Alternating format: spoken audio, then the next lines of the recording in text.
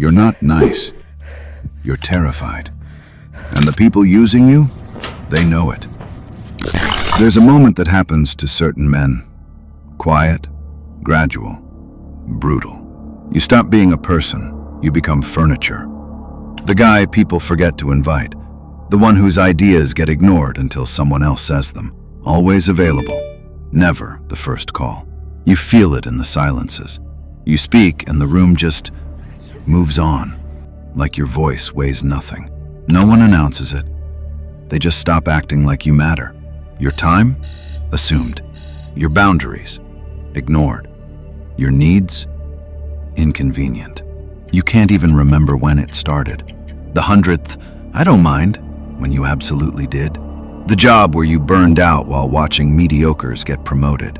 It didn't happen all at once. You bled out slow. One compromise. One swallowed objection. One buried, fuck you. Now you're invisible. Not because you're weak, because you taught them you were. Niceness isn't kindness, it's fear. Kindness is choice. You give because it aligns with who you are. Niceness? That's what happens when you'd rather betray yourself than risk being called difficult. You weren't born this way. You were conditioned. Maybe by a parent who only loved you when you behaved. A relationship where affection felt earned. A job that punished honesty and rewarded silence. The lesson stuck. Conflict means abandonment. No means selfish. Standards make you the villain. So you deleted them. Became the yes man, the emotional janitor, the guy who absorbs chaos and calls it maturity. You thought it was strategy. Be small, be useful, be accommodating, and people will value you. Wrong. They used you. Because humans don't respect what's always available. They respect what pushes back. There's a dark psychology principle called compliance momentum. Get someone to say yes to something small. Hold this. Do this favor. Let this slide. And they'll keep saying yes to bigger asks. Not because they're generous, because breaking the pattern requires more energy than continuing it. You became a compliance machine. The first time you bit your tongue to avoid confrontation, you set the template. The first time someone disrespected you and you smiled through it, you signed the contract. And every time after that, they pushed a little further. Now they don't ask, they assume. They don't respect your time, they expect it. They don't value your opinion, they override it. And here's the cruelest part. You can't blame them. From their perspective, this is just who you are.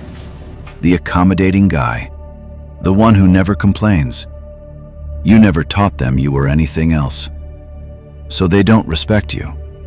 They tolerate you. And tolerance isn't connection. It's just the absence of effort. You're easy, and easy is forgettable. Stop the video right now. How many times this week did you say yes when you wanted to say no? Count it. That number? That's how many times you practiced being replaceable. Now keep watching. There's a version of you that you've been suffocating for years. The one that gets furious when disrespected. The one that wants to walk out mid-conversation when someone crosses the line. The one that doesn't give a shit about being liked, only about being real. You call it your anger problem, your ego, your immaturity. But it's not. It's your spine. And you've been apologizing for having one. Carl Jung called this the shadow. The parts of yourself you reject because they don't match the person you think you're supposed to be. For you, that's anger, refusal, the ability to hurt someone's feelings by telling the truth. But here's what you don't understand. You can't be untouchable by cutting yourself in half. You're made of boundaries and consequences, yes and no, help and refusal. And until you stop treating your own anger like it's a character flaw, until you integrate the part of you that knows how to say absolutely not without guilt or explanation, you'll stay exactly where you are. Because niceness without teeth isn't virtue. It's cowardice wearing a halo. So what does untouchable actually look like? Not rage, not aggression, not performative alpha nonsense. Untouchable is selective. You decide who gets access to your time, your energy, your empathy. Everyone else? They get the version of you that's professional, polite, and completely unavailable. Here's what changes. You stop explaining yourself. When you say no, that's the sentence. Not, I can't because, not, maybe next time. Just no. You stop absorbing chaos. Their emergency isn't your obligation. Their poor planning isn't your crisis. Their emotional instability isn't your project. You help when you choose to, not when you're guilted into it. You stop hiding your anger.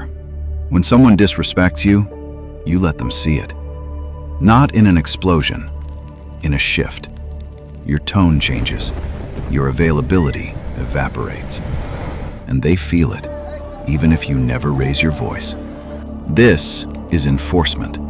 Boundaries with consequences. And the moment you stop being afraid of disappointing them, they stop taking you for granted.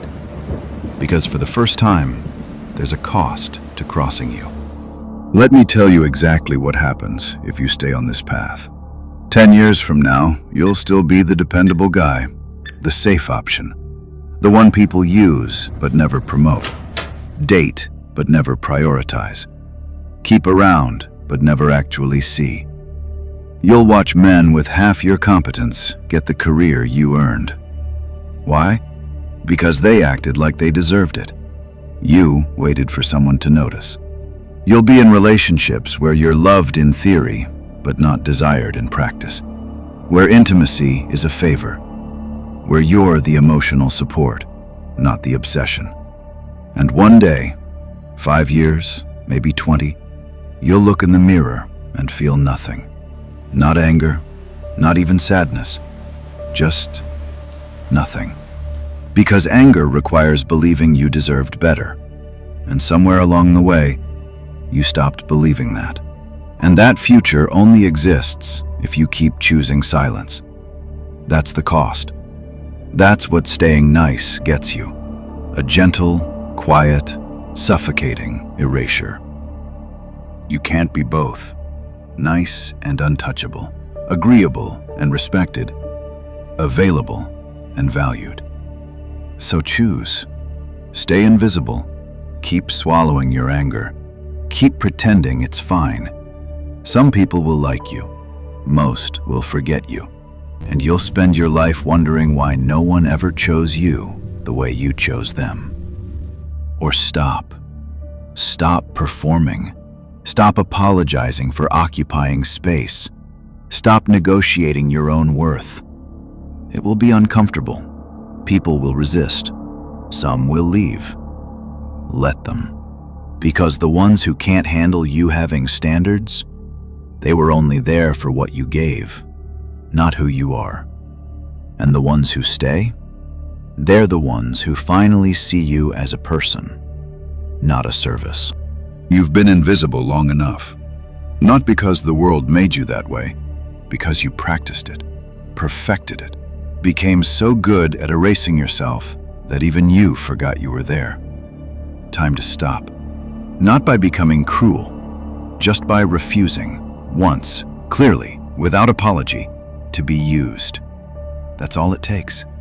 One refusal, one enforced boundary, one moment where you choose yourself and let someone else deal with the discomfort.